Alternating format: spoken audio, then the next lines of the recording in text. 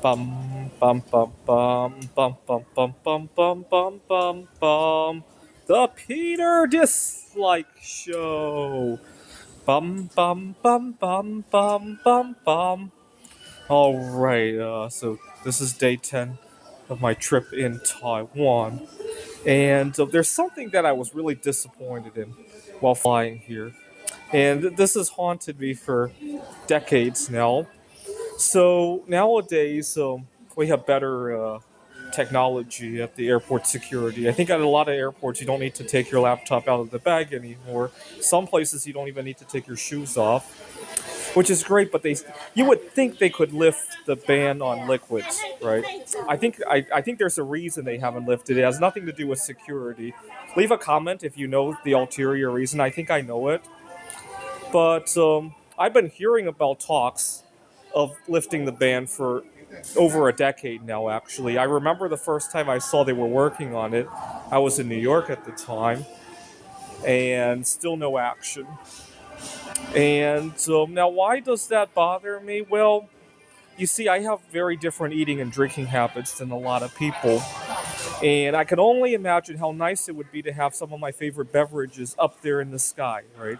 Many of them aren't served on the plane, right? Coconut water, non-alcoholic beer, and a few other things, right? I hate to admit this, but I will here because I 6 years ago I had a girlfriend, and she and I had this fetish of drinking each other's urine. I would love to bring a girl's urine on board a plane, right? I guess if she were traveling with me, then we would just collect it on the plane. But anyway, a lot of things that aren't served on planes. Now, is it life or death that I get to have these things on the plane? No, but it has hit me that I've never drank these things in the sky, and that just kind of bothers me for reasons I really can't explain, right? Because I only started drinking these beverages after the liquids had been banned on the plane, and so I've never enjoyed any of these things on the plane, right? And it's just a weird. I'd like to know what it's like to drink these things on the plane. Now, I guarantee you, the day they find, if they ever lift the ban, the day they lift the ban, the first time I fly out, I might pack, a huge case of a whole cooler of non-alcoholic beers and coconut water. And if I'm dating somebody and I like her urine, maybe a few bottles of that too. I might do that one time, and then I guarantee the next time it won't be even a thing anymore. I can enjoy those things when I get there, right? And it's one of those things that will bother me if I don't think it through, right? I mean, this is a very silly example, but where this really burns is that I always think that somebody else got the better job, the better girl, the better situation than I do, right? And so it really, but even sometimes even after I break up with someone and then I meet somebody better, I still have this kind of mentality, and even you can know this kind of concept inside and out, and it will still bother you.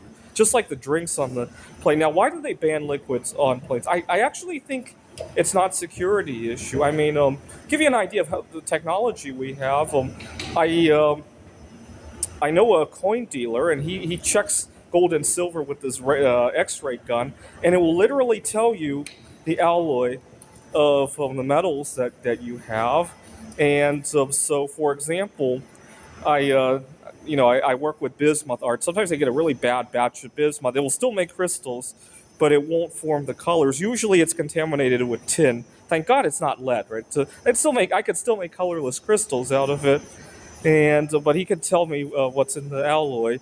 It's not strong enough to. I was hoping it was strong enough to detect the small amount of thallium from the decay of biz. So it's not quite that strong yet, right? But so why can't you bring liquids on board an airplane? I think there's an ulterior reason. I think the airlines want to save fuel because beverages tend to be very heavy for their size, right? And I'm surprised they don't ask you to go to the bathroom before you. Actually, I think they do. I think part of the reason they don't turn off the seatbelt sign until so late into the flight is to encourage you to go to the bathroom at the terminal before you take off, right? And to limit the amount of weight. And it's kind of like a space mission, right? So on the International Space Station, astronauts are usually asked to urinate before they come back to Earth to keep the liquids on because it's expensive to send water up there, right? This is the Peter Dislike Show. Bum bum bum bum bum bum bum bum bum bum bum bum.